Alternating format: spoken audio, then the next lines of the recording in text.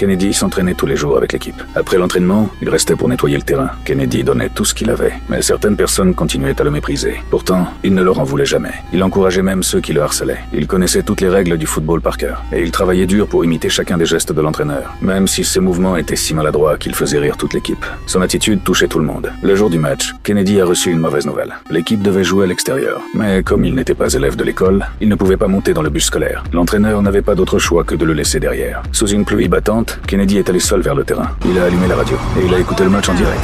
Il était complètement absorbé, comme s'il était vraiment sur le terrain, comme s'il se battait aux côtés de ses coéquipiers. Malheureusement, l'équipe a perdu le match, mais Kennedy n'a pas abandonné. Il a noté la date de chaque match à venir, et il a continué à s'entraîner avec l'équipe. Sa détermination a inspiré toute l'équipe. Très vite, le match suivant est arrivé. Kennedy de mettre le maillot, et de conduire toute l'équipe à la sortie du tunnel. Kennedy était si heureux qu'il avait l'impression de rêver. Mais comme il était trop excité, il a révélé par accident toute la stratégie de l'équipe.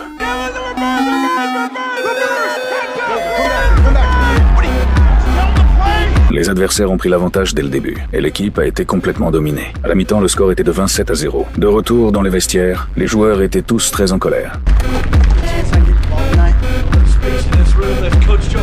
Mais Kennedy souriait encore en donnant le ballon à un coéquipier. Puis il a doucement tapoté la tête d'un autre joueur. Il voulait seulement réconforter tout le monde. Mais cette scène a laissé les joueurs à la fois impuissants et amusés. En seconde période, avec les encouragements de Kennedy et les consignes de l'entraîneur, l'équipe a lancé une contre-attaque de toutes ses forces. Elle a finalement réalisé un incroyable retournement de situation. Tous les spectateurs se sont levés pour applaudir. À partir de ce moment-là, l'équipe a enchaîné les victoires et elle a finalement remporté le trophée du championnat. Mais là où il y a du soutien, il y a aussi de la méchanceté. Un jour, plusieurs joueurs ont enfermé Kennedy dans un débarras et ils ont continué à lancer des ballons contre la porte. L'entraîneur a tout de suite senti que quelque chose n'allait pas. Il est immédiatement accouru. Au moment où il a ouvert la porte du débarras, il a vu Kennedy ligoter des pieds et des mains. Il était recroquevillé dans un coin et tremblait sans arrêt. L'entraîneur s'est précipité pour le réconforter.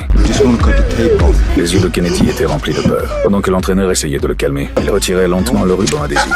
Mais au moment où Kennedy commençait à se détendre, il s'est soudainement enfui, pris de panique. Il a couru aussi vite qu'il le pouvait. L'entraîneur était fou de colère. Il a augmenté la charge d'entraînement de tout le monde comme punition. Ils se sont entraînés du matin jusqu'à la nuit, jusqu'à ce que tous les joueurs soient totalement épuisés. Mais même cela ne suffisait pas. Il savait qu'il devait présenter ses excuses à Kennedy en personne. Le lendemain, Kennedy est revenu. L'entraîneur est allé directement vers lui. Mais avant qu'il puisse dire un mot, Kennedy lui a tendu le ballon. Il pensait que, s'il rendait simplement le ballon, personne ne le harcèlerait plus.